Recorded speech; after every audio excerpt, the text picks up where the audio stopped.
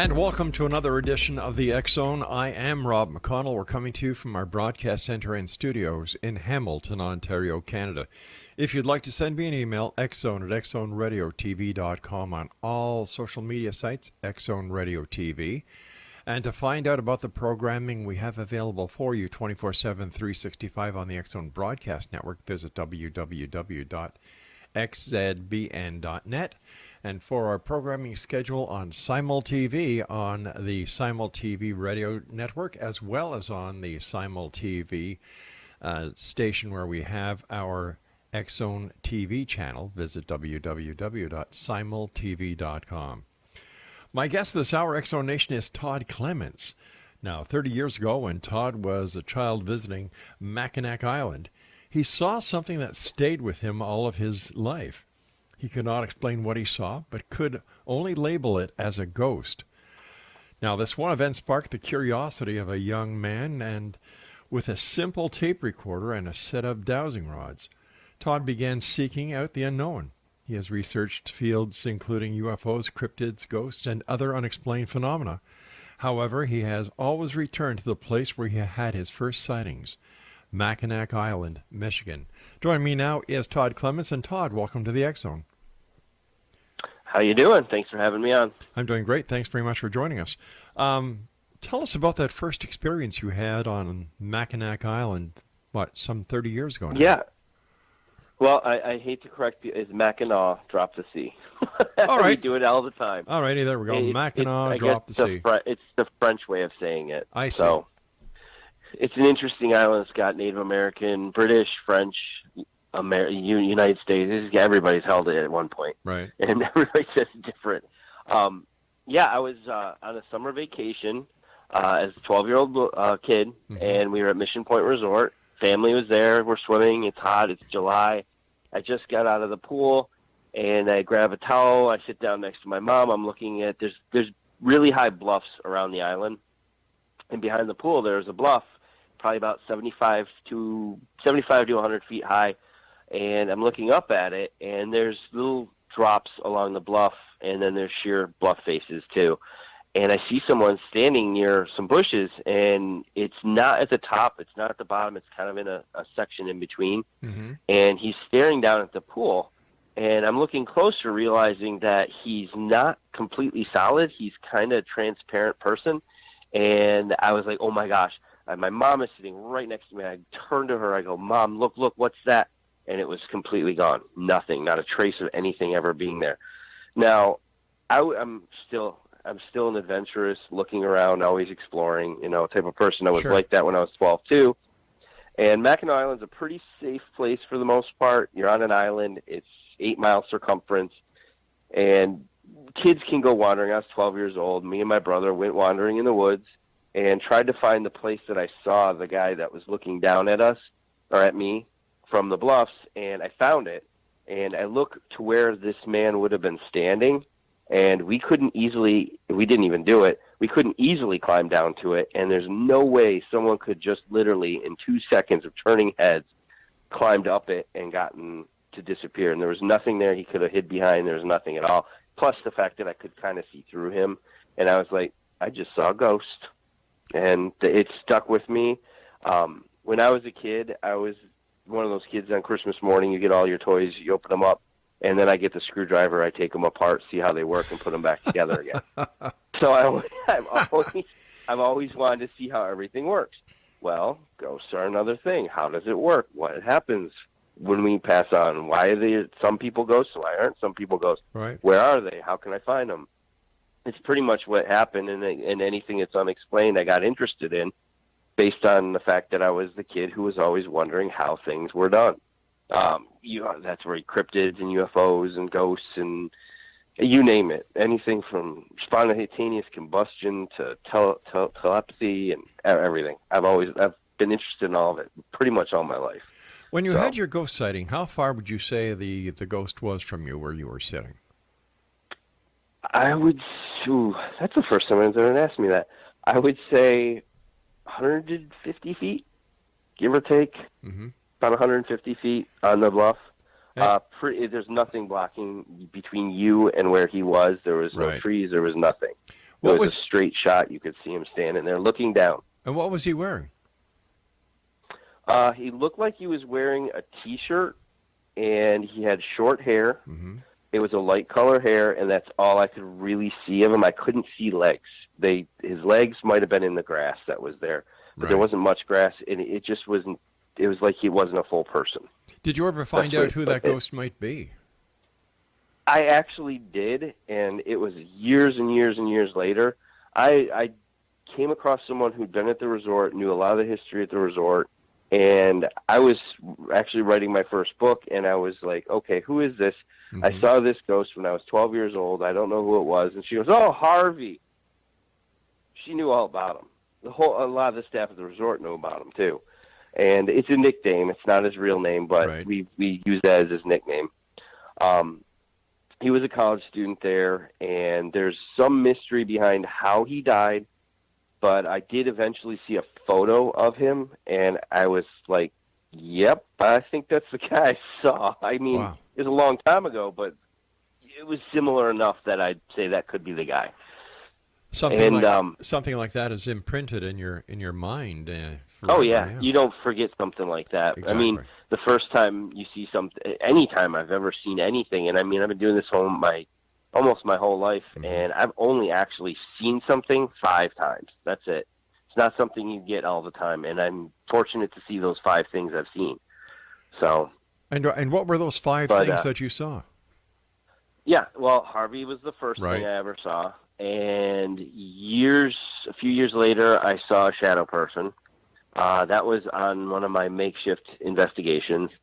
It was a person, but there was absolutely nothing but black, and it was across the room in a large. It was actually on Mackinac too. It was a large sound stage area, and I could see him moving, walking. And as soon as I put a flashlight towards the person, they moved really quick, and then they were gone. Wow! It was kind of like a blur, and they were gone, just gone. Another one, and I saw on another investigation, same place, 2 shadow figures in the same area. That was with other people on that one. There were witnesses to it, but of course we didn't get it on camera. You never do, right? Yeah. The other one was Harvey again. That was and actually we do a tour on Mackinac Island, and one part of the tour at the time goes in the theater at Mission Point Resort. And this tour was going on, and the tour guide that was telling them some of the stories was on the stage, and they were in the seats. I'm in the very far back of the theater, and nobody knew I was in there because the lights are all out. The only light is the light on the stage so that you can see the tour guide talking. And nobody knew I was in there, and I didn't want to say anything, but I'm sitting there in the back freaking out because right next to me I can see, if I'm looking at the stage, I can see a person standing right next to me. If I turn my head towards them, they vanished. And the more I turned my head back towards the stage, the more they became a solid person again. And they weren't just standing motionless. They were shifting their weight. They moved their arms. I'm freaking out in the back, but I knew if I had said anything, everybody in those seats, including the tour guide on stage, would have probably had a heart attack because they're all on edge hearing a ghost story. And I would be like, turn around, take a picture, please, hurry. And they'd be like, oh. So I didn't ever do anything with that one. And the other one was, the last one I saw was in the woods. I saw something that looked like a person in the woods. All my sightings actually have been on Mackinac Island. I've had other experiences, but the actual sightings where I saw something were on Mackinac Island. And it could have been it looked Native American, like a Native American man with some sort of a headdress on.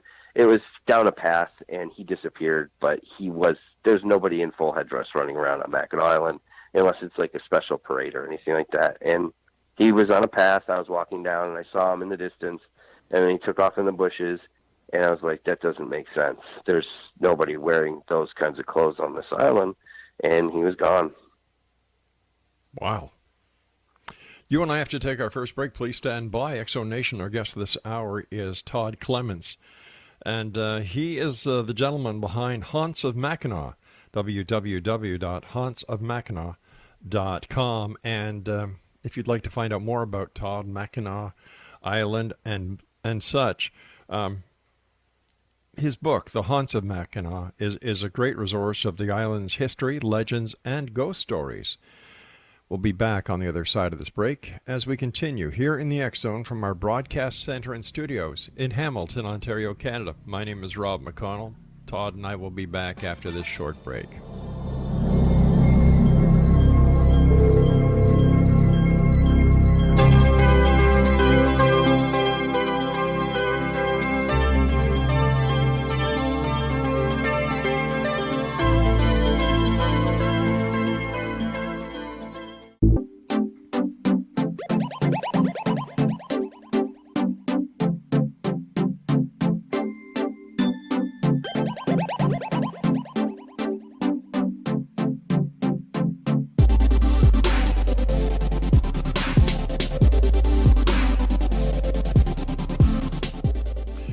Todd Clements is our guest this hour, Explanation. We're talking about the Haunts of Mackinac. And if you'd like to find out more about the Haunts of Mackinac, as well as Ted Clements, his website is www.hauntsofmackinac.com, and it is spelled Haunts of Mackinac.com. Todd, do people live on Mackinac Island year-round, or is it strictly an entertainment and historical site? It's interesting. There's about roughly 500 people who call it home year-round. And then in the summer, it's about 4,000 to 5,000 people who call it home for the summer. So it's a very big seasonal population that comes and goes. The 500 that are there in the winter, I've been there in the winter. I've never spent an entire winter. I spent 2 weeks there in the winter, and it's real cold. I mean, snow in feet, wind whipping off the Straits of Mackinac, basically Lake Michigan, Lake Huron, drifts 25 feet tall. I mean, it's quite an experience. But yeah, they have a school. It's a K through 12. Some years they'll graduate 1 or 2 kids. In a big year, they'll graduate 12 to 15 kids. They all go to the same building. They ride their snowmobiles to school, and if they're not old enough, their parents ride them in like sleds behind and pull them in snowmobiles to school. No buses or anything. Right. It's definitely a different way of living, for sure. Why do you think Mackinac is so haunted? That's something, because being the person who likes to tear everything apart, I'm like, why? I've always asked myself the same question. And there's a few theories as to why Mackinac Island might be so haunted. The first is it's a chunk of limestone and quartz, basically sitting in the middle of water with heavy, heavy currents that, give you an example of the currents. There was 2 guys who went out on a rowboat to go fishing, and they were just going out into the straits between Round Island and Mackinac Island, and wound up 2 miles out into Lake Huron, just from the currents pushing them. So it's really strong currents, which drags, obviously, sand, rock across the bottom, and it creates a very small natural electrical charge, but still, over time, it can build up. That's one of the reasons. There's storms up there. We've had winds that will go up against a hurricane, 90-plus mile-an-hour winds whipping through the straits, 25-foot waves. And I have seen the 20-foot waves, and I couldn't believe it. It was a lake. When you see those waves that are 20 feet tall, you'd expect something crashing over the dock in the harbor. Yeah, you'd expect waves of 20 feet tall to be somewhere except an inland lake. Yeah, you'd expect that on an ocean. Yeah, you exactly. Expect that on an inland lake, and especially when you can see the other side through the straits. You can see the upper and lower peninsula. There's a couple other islands. There's never a place you can't see the other side, and these waves are coming through, and they were huge, and the wind and it can get rough. Usually it's in the fall that you see those kinds of that kind of weather. It's like late October, November that happens when the seasons are changing and everything's getting whipped up. Lightning hits the island on a regular basis. That's another thing, which can get into the rock, the limestone, the quartz, and it charges it up. It's just a theory, but I think it may have something to do with it. The island has a lot of history. The history has a lot to do with it. Native Americans, as far back as we can tell, have had something to do with the island for nearly 8,000 years. They found walrus bones on the island. They found a walrus skull on the island at one point. So it was definitely something was there during the Ice Age. And back those times, they've just recently had a submarine find some caverns, not too far offshore, but far enough that people aren't going to go snorkeling to it. And they said there were pottery shards in these little scoop caves down below the water off the coast of the island. So it's got a very long history. The War of 1812, the Revolutionary War, the fort on the island, most people don't realize is not an American fort. It's a British fort from the Revolutionary War. A lot of people think it's an American fort because it was an American fort most of the time, but the British actually built most of the fort. They manned it until there was a treaty that was signed for after the Revolutionary War, and it became the United States. And then in the War of 1812, some of the first cannon fire during the war actually happened on Mackinac Island. Actually, the first cannon shot. There was no guns, nothing, just one warning shot. And the American side surrendered the fort to the British because they couldn't defend the fort. They couldn't defend the town. We just said, okay, hands up. We got 60 men here. You guys are on the high ground. You got a cannon pointed down at us. They had a militia of Native Americans. They had all their British soldiers ready to go, and they never even knew they got there. They came over in the middle of the night. That's where British Landing, which is a spot on the island, that's roughly the area that they docked all their boats and their ships and everything, and then they hiked through the woods to get to the high point right above the fort, and they took the island, and we didn't get it back till another treaty in 1814.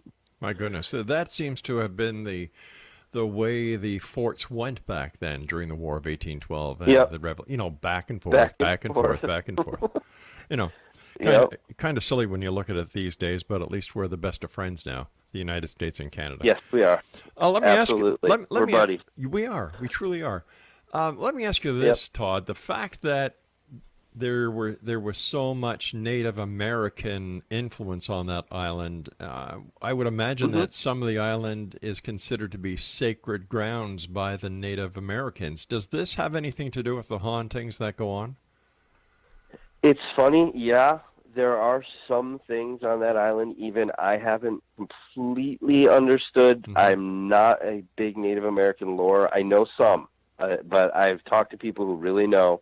I know that the island was Native American. It was sacred ground. They buried their chiefs, their high medicine men.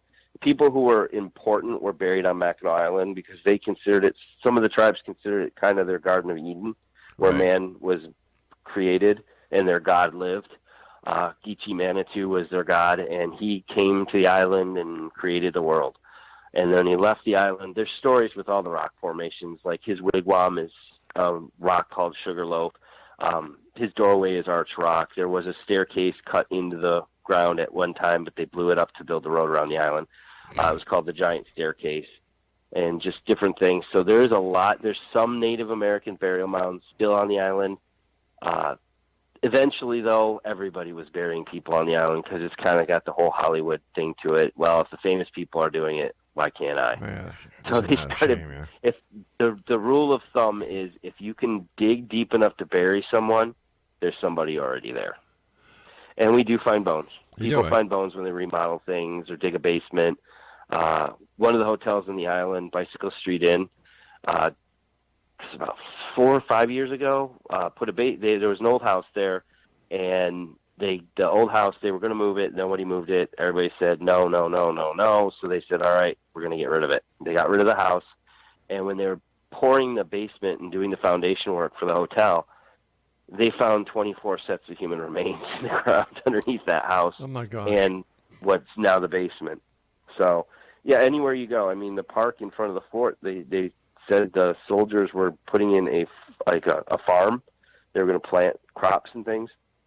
They said they found about 1,000 sets of human remains in front of the fort when they were putting the farm together. Wow. So yeah, unreal. And there's so many stories of that. There's a bed and breakfast called Hans on the island, and they remodeled their kitchen. I love this story just because it's kind of cute. But they remodeled their kitchen, took up the floor. Yeah. When they took up the floor, they were putting some pipes in, so they had to dig in a little bit, and they found bones. They found out she still had some jewelry, her moccasins. There was still some of the leather it was preserved, and there was nothing left of her but bones. But they took it all up, put the pipes in, and they said, we really should put this back. They put everything back right where it was, and then they put a brand new floor in, sealed everything. It's done, and then they found a moccasin sitting and somebody had walked off with it and left it in another room after everything was put down. So the moccasin is still sitting on the fireplace mantel in a glass case, and they named the Native American woman, whoever it was, She Want a Shoe. Isn't that cute? She wants a shoe. So, but that's a classy story, because the people who were doing the renovations, they showed respect. Oh yeah, and that's, they try to as best they can, for right. sure. And it seems today a number of the paranormal community are very disrespectful of spirits. Yeah, I see it sometimes. Yeah, and you know what? I no matter if the person is alive or dead, I believe they deserve respect. I agree. Yeah. You and I have to take our next break, my friend. Exo Nation, we're talking All to right.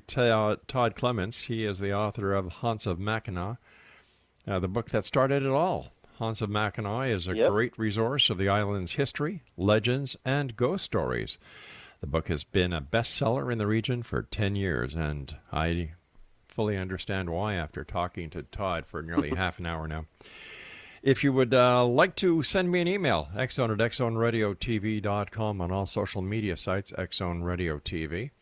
And don't forget, the X Chronicles newspaper is always available for each and every one of you with our compliments at www.xchroniclesnewspaper.com. Read all over the world, and you can read it online or download it. Or if you'd like to pay for it, go to Amazon.com. But why do that when we're giving it to you for free?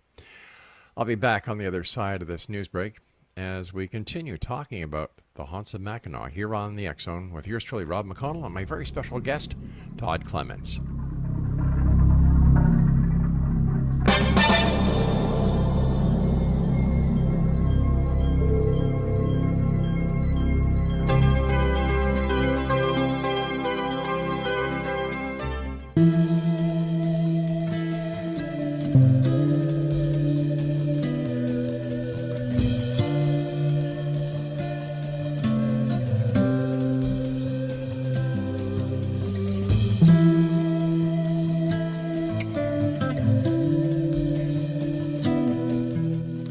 Coming to you tonight around the world on iHeartRadio, the Mutual Broadcast Network, Talkstar Radio Network, and of course, the X-Zone Broadcast Network. And we're so happy to be part of Simul TV.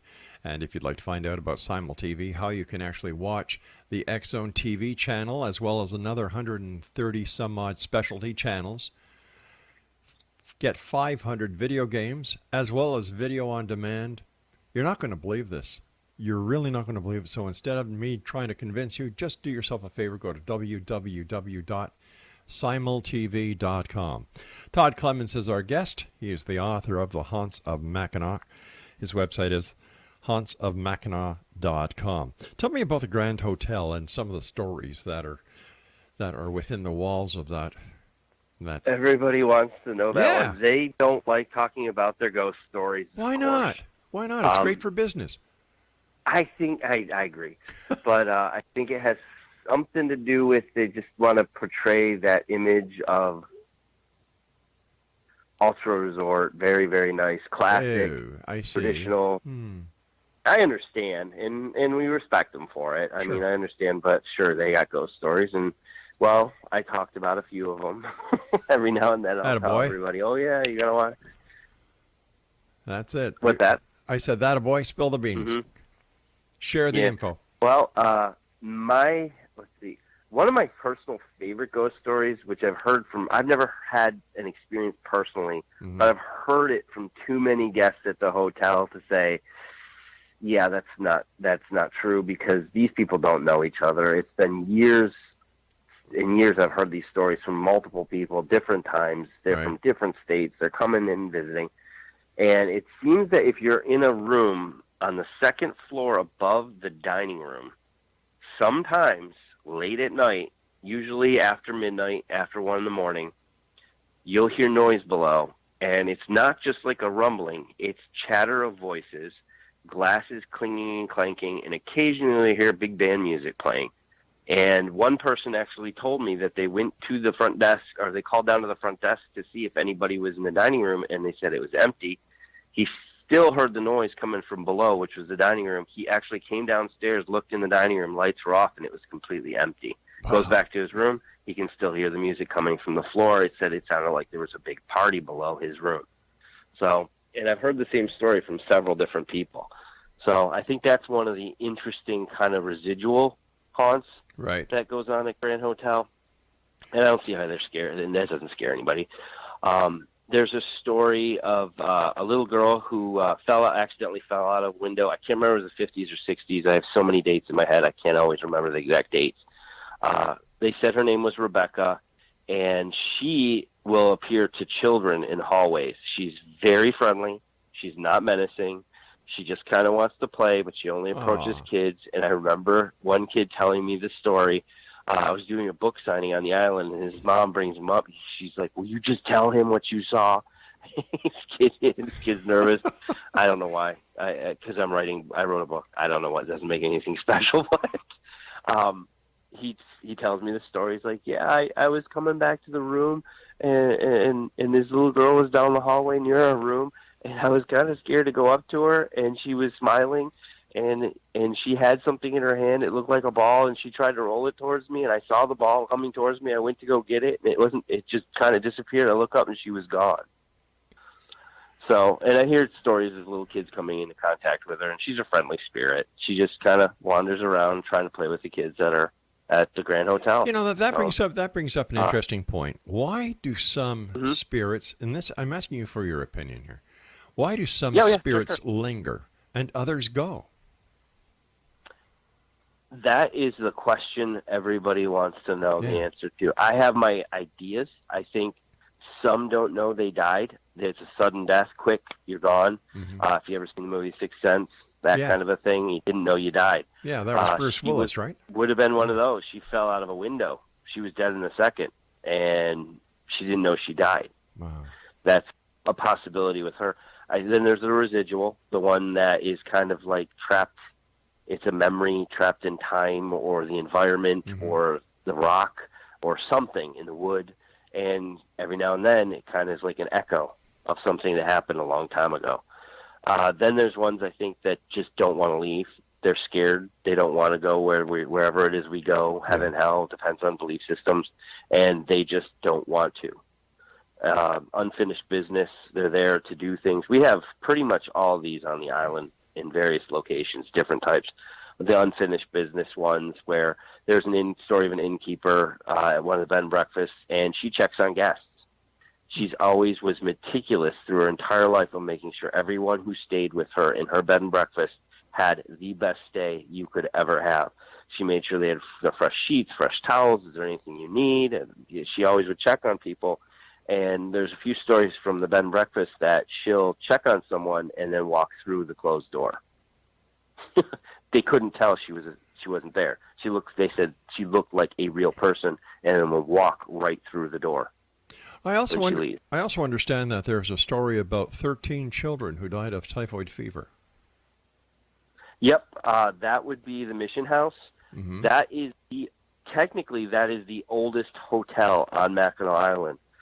It was built as a mission by not Robert Ferry. Yeah, it was Robert Ferry. I believe it was Robert Ferry. Reverend Ferry. That's what we knew him as. It was built in, I believe it was 1827.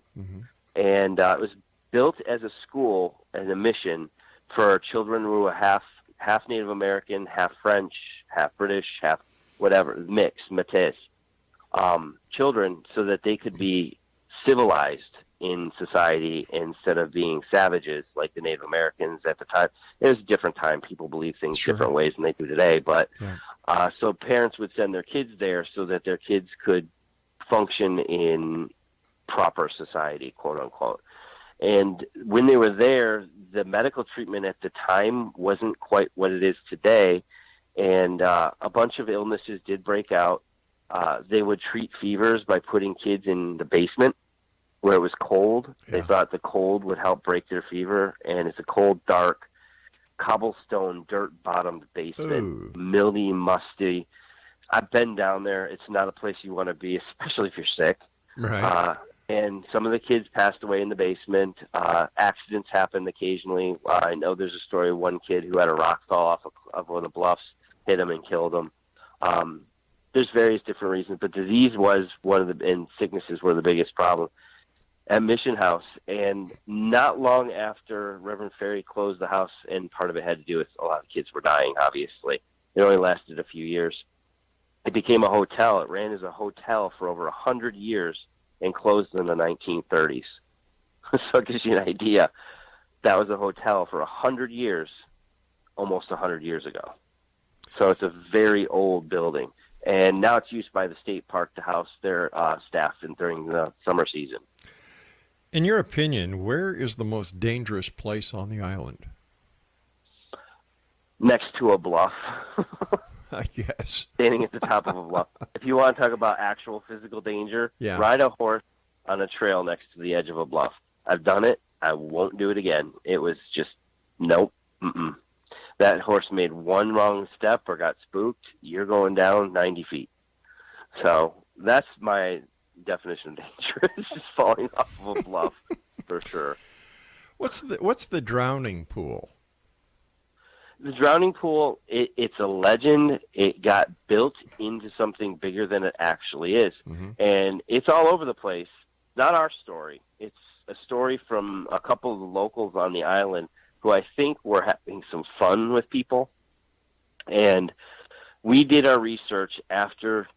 Go ahead. No, I'm listening. Oh, okay. We did some research after we heard about it. We told a few people about it. We put it on our walking tour for about 2 years, just because it was a very interesting story. The story is, and this is a legend, and it's not true. We found out through our fact-checking it is not true. Took some time, but we found out. There was a Salem witch trial type event on Mackinac Island. The story was that there was brothels on the island, especially when the fur trade and the fort were fully active. It was mostly men on the island, and brothels popped up. There's record of roughly 7 brothels at the peak. Sounds like Nevada. And there was oh yeah, it was like the Wild West Yeah. without gunslingers during the fur trade. There's a lot of amazing stories with that. But somehow some men were caught by their wives who were on the island in one of the brothels. And they claimed the women in the brothel were witches, and they bewitched them to come to the brothel and the house of ill repute, which makes it a good story. Yeah. And then they took the women and said, well, if they're really witches, we have to figure out, oh, well, in Salem they did this. Let's try that. Let's go to the pool of water that sits near the edge. There's right now the water's too hot. But when the water's lower, it's a pool of water. And the lake has come over it. Now it's just part of the lake right now. But when the water's a little bit lower, there's a pool of water. It's roughly 15 to 20 feet deep in the middle. And they said that they tied rocks around their ankles and threw them in. And if they floated, they were witches. We'll burn them. And if they sank, we're sorry. You're innocent. Sort of like the Salem story. And the story goes that the ghosts of the 7 women who were executed at the drowning pool come out and seek revenge on those who get too close to the edge of the water. Todd, stand by, my it's a friend. You and I good have to take our story. final break. Exonation. Todd Clement is my guest. Okay. www.hauntsofmackinac.com. And Todd and I will be back as we wrap up this hour here in the X Zone from our broadcast center in Hamilton, Ontario, Canada. Don't go away.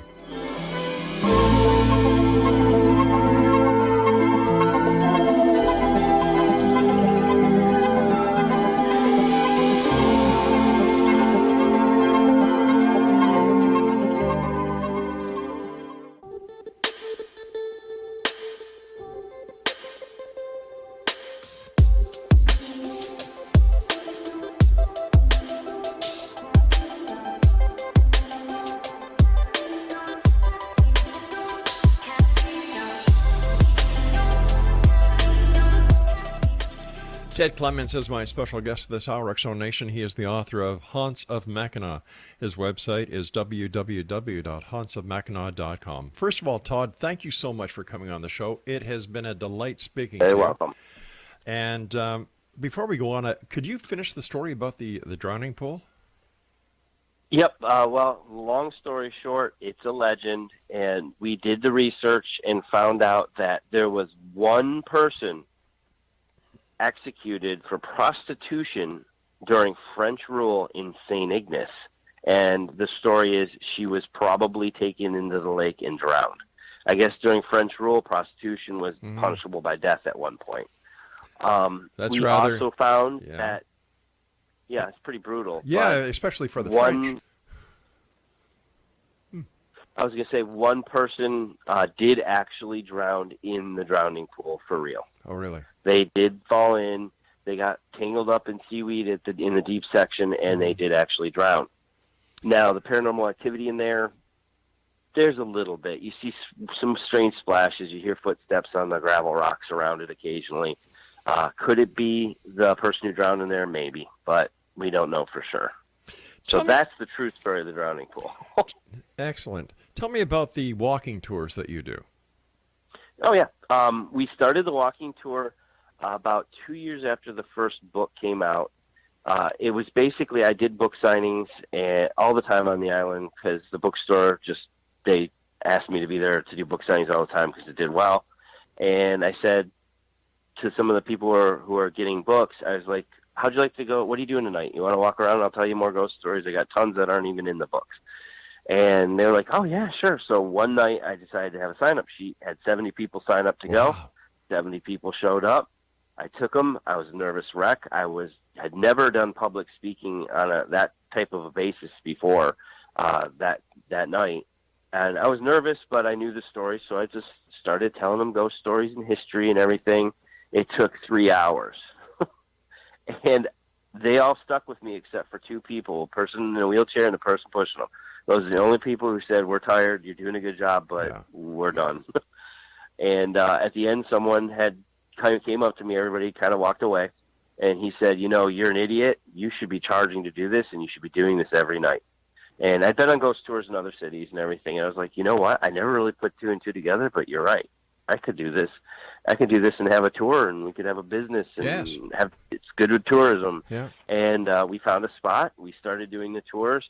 I don't give tours as much. I'm not as theatrical, so I hire actually tour guides who have theater backgrounds as much as we can because they can give a story better than I can, and they learn their scripts, their lines, and they tell you everything they know. Some of them have been on the island. One of our tour guides grew up on the island. Not right now. This is last season. They went to college. But we just kind of tell you all the stories. We tell you some of the stories. We always tell everybody it's an hour-and-a-half tour, and we could make it 8 to 10 hours if we wanted to tell you a whole lot. And we just kind of take them through downtown, stop at some of the spots. We don't cover everything. We change it all the time. If you've gone on a tour every other year, we change the tour. Pretty much half the tour is new every other year. As someone who has an interest in psychology, how do you explain the draw of the paranormal in today's society? I think it's just people want answers to things they don't understand. It's kind of like I was when I was a kid. Yeah. I wanted to know how it worked. And, I mean, I think some people are scared of their own mortality. What happens? Is this it? They want to know, is there more than this? And I think that draws some people. They've lost loved ones. I find a lot of people who have lost loved ones get interested in the paranormal because they want to know that they're okay. Yeah. That person they loved is still okay.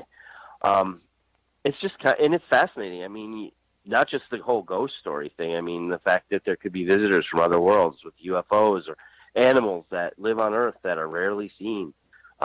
People say Bigfoot, no way. And I'm just like, the gorilla wasn't known as an actual animal until the 1920s. It was Bigfoot. Yeah. And people are like, serious? I was like, yeah. People didn't believe it existed until the 1920s. I mean, it's 100 years ago. So it can happen. And they find new species all the time. So I understand that you've actually done research in the field of ufology. And what have you found, or what did you investigate? I wouldn't consider myself an expert in ufology. I've seen one when I was a kid, and of course that freaked me out. My mom actually destroyed the transmission on her car when it happened. Oh my gosh. It was in Detroit. And it was reported, I think, across several states. It was on the news. It was it looked kind of like a cloud, sort of like the shape of the state of Michigan, kind of a mitten shape to it, going against the wind. And it was reported in several states. We saw it, and it was you could tell it wasn't a cloud, but it looked like a cloud. And I remember we were going to grab some dinner, and it was, I don't remember what month it was, but it was dark out. It was just gotten dark, and my mom threw the car into reverse straight from drive while we were still moving to get us back to our house. And her transmission got just wrecked from doing it. I remember that That'll do it. Because we had hear the transmission clunking on the way trying to get back home. I'd just like to go back to your walking tours for a second, Todd. Yeah. Do people come up to you after the tour and tell you about experiences that they've had while on the tour? Yes, we do. We never guarantee it on the tour, but we do tell them things have happened on this tour, and some of the things that have happened on this tour are now a part of the tour. We'll talk about it, where it happened. There is a house on the island called the Biddle House on Market Street. We go by it. We tell the story of one of the Biddle daughters who passed away. Some say it was tuberculosis. Others say it was a broken heart. It's kind of a sad story. But the ghost story is actually at the cemetery, but we tell the story when we're standing in front of the house because the cemetery is too far from town to walk people to it. During the tour, several times in the past 3 years, people see a little girl peeking out of one of the upstairs windows. This has been happening on almost not regular basis, but too much for it to be coincidence. And we think it might be Sophia Biddle's younger sister, Mary, who fell through thin ice, and she developed pneumonia and died in the house. And some people think that she might be who's haunting the Biddle house. And that's one that we always point out to people on the tour. We're like, keep your eyes on these windows. You might see a ghostly little girl in those windows and they take tons of pictures. We've got some good ones, but of course we never get them. They never send them to us. They just tell us, oh, we've got one. That seems to be the way it goes. Would you say that what would be the demographics of the people who take your tour? Is it mostly men, mostly women? Is it a mixture of all ages, or we find it's mostly women.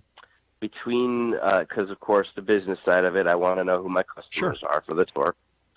It's mostly women, probably about 70 to 75% women. And they're usually between the ages of 30 and 60. That is our peak. Yeah. Those are the people who love to go on the ghost tours. Most men are more skeptical about a lot of it. And they come on the tours occasionally. They want to hear the history. They don't care about the ghost stories or anything else. They just want to hear about the history on the island. And we do the history, but we do some of the darker history, which kind of makes it a little more interesting. Now, your ghost tours, what is your schedule during the summertime from now until when you close? We close just before Halloween. We run the schedule pretty close to what the hotel schedules are running. Makes sense, yeah. Some of the hotels open a little bit earlier than we do. It just depends. But we do typically open sometime in early May and close sometime in later October. We run the tours pretty much every single night except the 4th of July. We can't compete with fireworks. They're too loud for our tour guides to talk over, so we don't even bother on 4th of July. Todd, I've got about a minute left before you and I have to say so long. So what would you say to the X-Zone Nation tonight when it comes to the reality of the paranormal? There's more, I think this is actually a quote, there's more in heaven and earth than we'll ever know. And there's something out there that most of us don't yet fully understand, and people should take it seriously because it's there. Well said, my friend. Todd, again, I want to thank you so much for joining us tonight. It's been a great pleasure talking to you. Maybe we'll bring our TV crew out there and do a session, an episode on your tours. So until then, take care of yourself. It's a fun place. Don't be a stranger. Come back and visit us again, Todd.